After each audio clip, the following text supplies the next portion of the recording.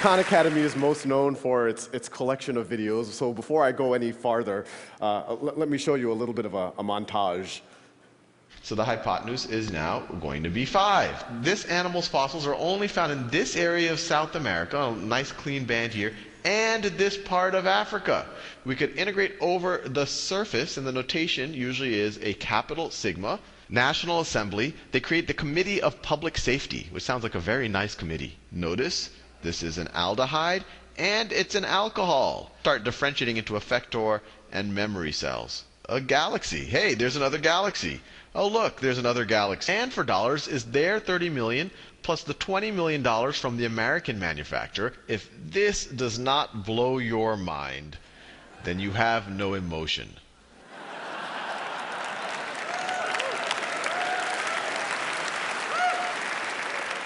We now have on the order of 2,200 videos covering everything from basic arithmetic all the way to vector calculus and some of the stuff that you saw up there. We have a million students a month using the site, watching on the order of 100 to 200,000 videos a day. But what we're going to talk about in this is how we're going to the next level. But before I do that, I want to talk a little bit about really just how I got started. And some of y'all might know, about 5 years ago, I was an analyst at a hedge fund, and I was in Boston, and I was tutoring my cousins in New Orleans remotely. And I started putting the first YouTube videos up really just as kind of a nice to have, just kind of a supplement for my cousins, something that might, give them a refresher or something. And as soon as I put those first YouTube videos up, something interesting happened. Actually, a bunch of interesting things happened. The first was the feedback from my cousins. They told me that they preferred me on YouTube than in person.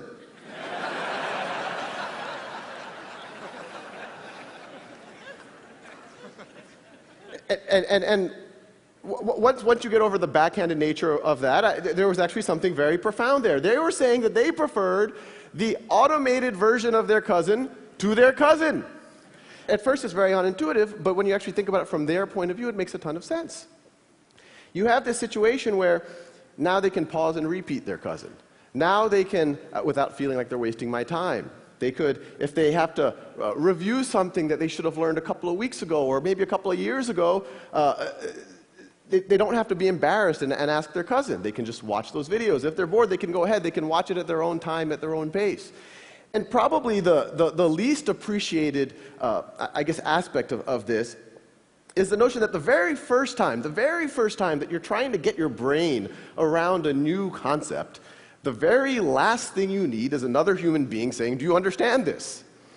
And that's what was happening with the interaction with my cousins before, and now they could just do it kind of in the intimacy of their own room. The other thing that happened is, I put them on YouTube just for the, I saw no reason to make it private, so I let other people watch it, and then people started stumbling on it, and I started getting some comments and some letters and all sorts of kind of feedback from random people around the world, and these are just a few. This is actually from one of the original calculus videos, and someone wrote just on YouTube, it was a YouTube comment, "First time I smiled doing a derivative." And let's pause here. This person did a derivative, and then they smiled.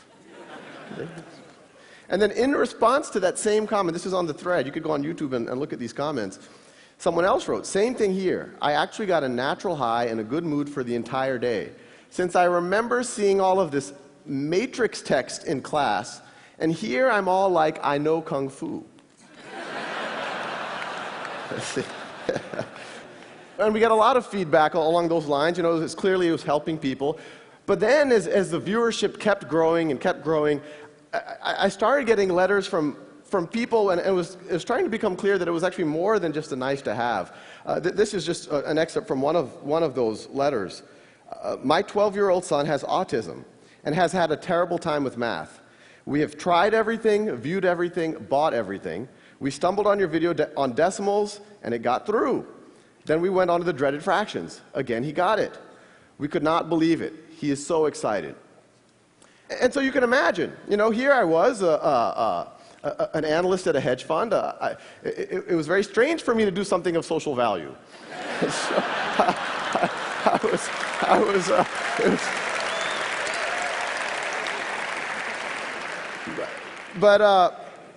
I was excited, so I kept going. And then other things started to dawn on me.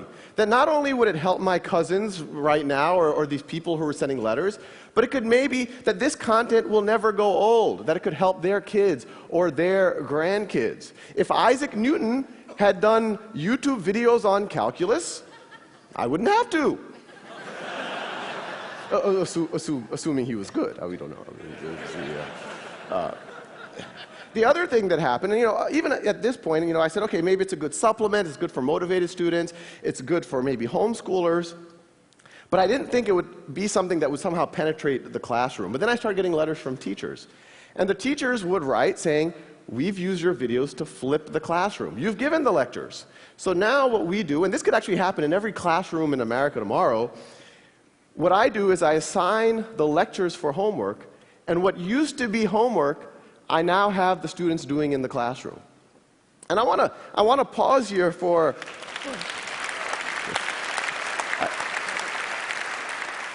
I want to pause here for a second because there's a couple of interesting things. One, when those teachers are doing that, there's the obvious benefit. There's the benefit that now their students can enjoy the videos in the way that my cousins did. They can pause, repeat at their own pace, at their own time.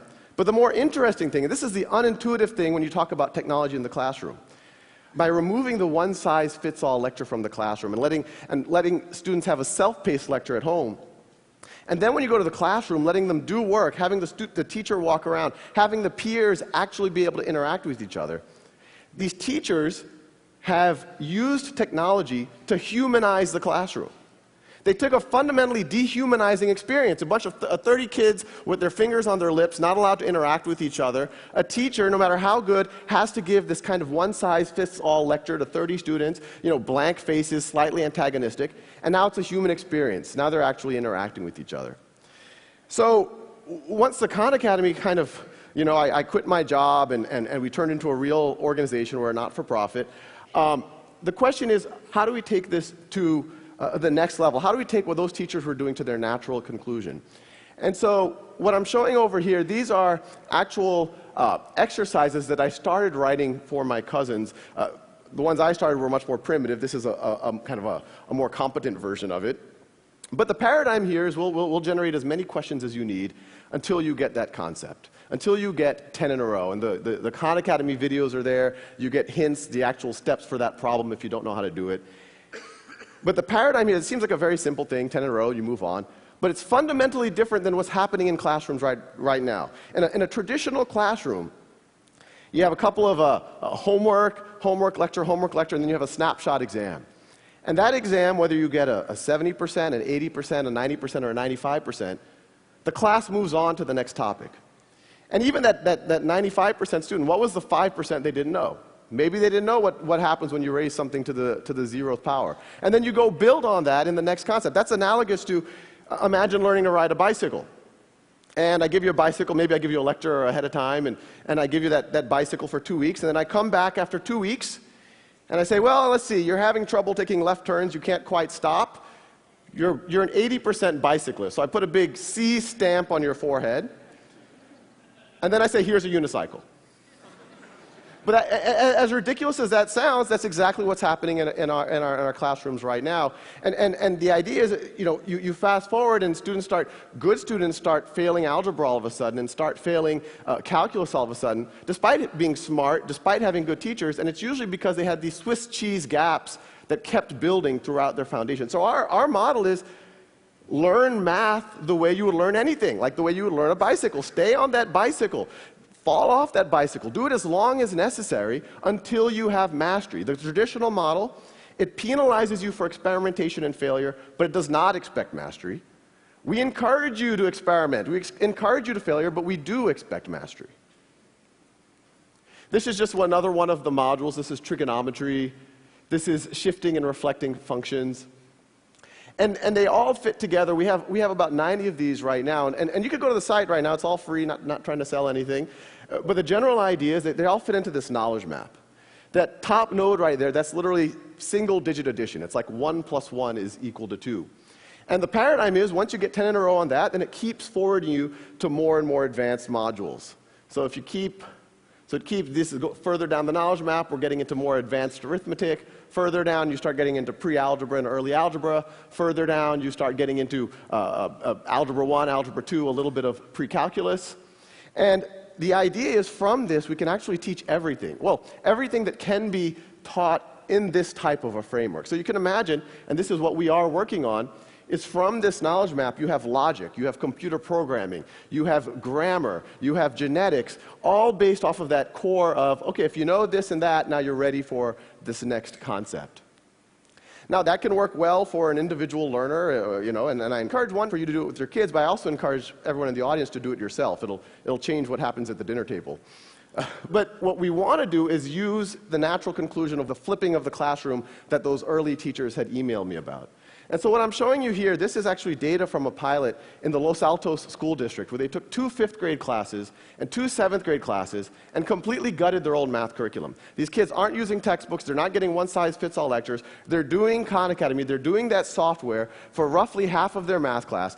And I want to make it clear, we don't view this as the complete math education. What it does is, and this is what's happening in Los Altos, it frees up time. This is the blocking and tackling, making sure you know how to do a system of equations, and it frees up time for the simulations, for the games, for the mechanics, for the robot building, for the estimating how high that hill is based on its shadow. And so the paradigm is the teacher walks in every day, every kid works at their own pace, and a teacher this is actually a live dashboard from Los Altos School District, and they look at this dashboard. Every row is a student.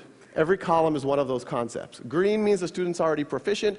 Blue means that they're working on it, no need to worry. Red means they're stuck.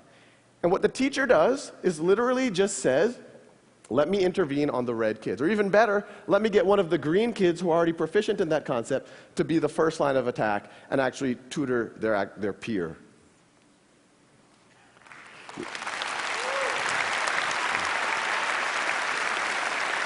Now, I kind of come from a very data-centric reality, so we don't want that teacher to even go and intervene and have to ask the kid awkward questions. Oh, what do you not understand, or what do you do understand, and all of the rest. So our paradigm is to really arm the teachers with as much data as possible, really data that in almost any other field is expected if you're in finance or marketing or manufacturing. And so the teachers can actually diagnose what's wrong with the students so that they can make their interaction as productive as possible. So now the teachers know exactly what the students have been up to, how long they've been spending every day, what videos have they been watching, when did they pause the videos, what did they stop watching, what exercises are they using, what have they been focused on. The outer circle shows what the exercises they're focused on, the inner circle shows the videos they're focused on. And the data gets pretty granular, so you can actually see the exact problems that the student got right or wrong. Red is wrong, blue is right. The leftmost question is the first question that the student attempted. They watched the video right over there. And then you could see eventually they were able to get 10 in a row. It's almost like you can almost see them learning over those last 10 problems. They also got faster. The height is how long it took them. So, when you talk about self-paced learning, it makes sense for everyone. In education speak, differentiated learning. But it's kind of crazy what happens when you actually see it in a classroom. Because every time we've done this, in every classroom we've done, over and over again, if you go 5 days into it, there's a group of kids who've raced ahead, and there's a group of kids who are a little bit slower. And in a traditional model, if you did a snapshot assessment, you say, oh, these are the gifted kids, these are the slow kids. Maybe they should be tracked differently. Maybe we should put them in different classes. But when you let every student work at their own pace, and we see it over and over and over again, you see students who took a little bit extra time on one concept or the other, but once they get through that concept, they just race ahead. And so the same kids that you thought were slow 6 weeks ago, you now would think are gifted.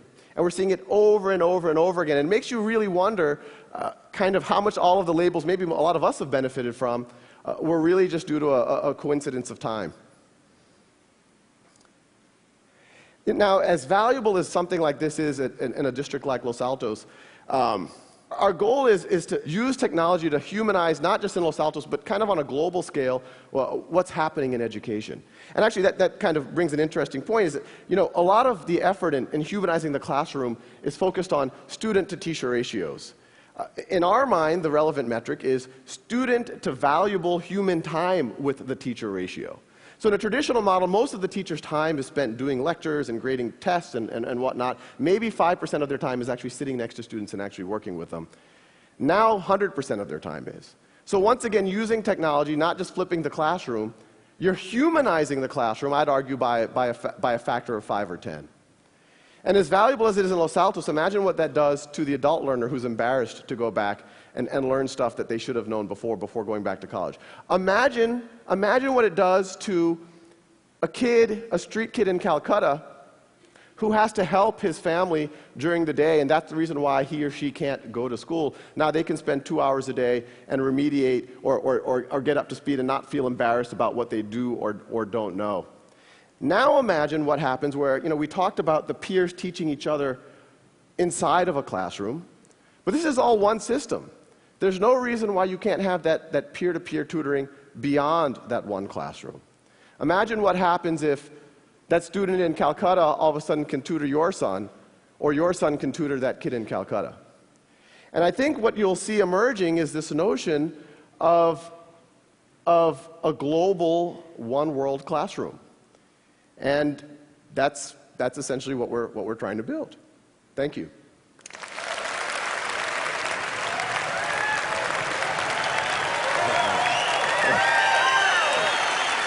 I'll ask you about 3 or 4 questions. We've got plenty of time. Okay.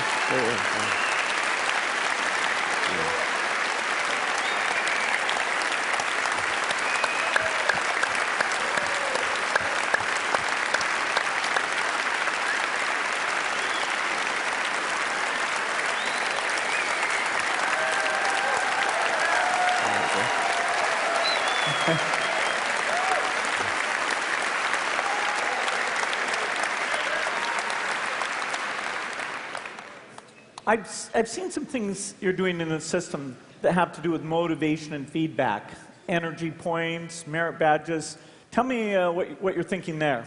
Oh yeah, no, we have an awesome team working on it. It's not, and I have to make it clear, it's not just me anymore. I'm still doing all the videos, but we have a kind of a rock star team doing the software. Yeah, we've put a bunch of game mechanics in there where you get these badges. We're going to start having leaderboards by areas, and you get points. And it's actually been pretty interesting. Just the wording of the badging or how many points you get for doing something, we see on a system-wide basis like tens of thousands of like 5th graders or 6th graders going one direction or another depending on what badge you give them. And the collaboration you're doing with Los Altos, how did that come about?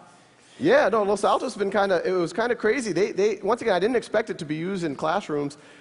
Someone from their board came and said, oh, what would you do if you had carte blanche in a classroom? And I said, well, I would just, every student work at their own pace on something like this. We'd give a dashboard, and they said, oh, this is kind of radical. We have to think about it. And me and the rest of the team were like, oh, they're never going to want to do this. But literally the next day, they're like, can you start in 2 weeks? And so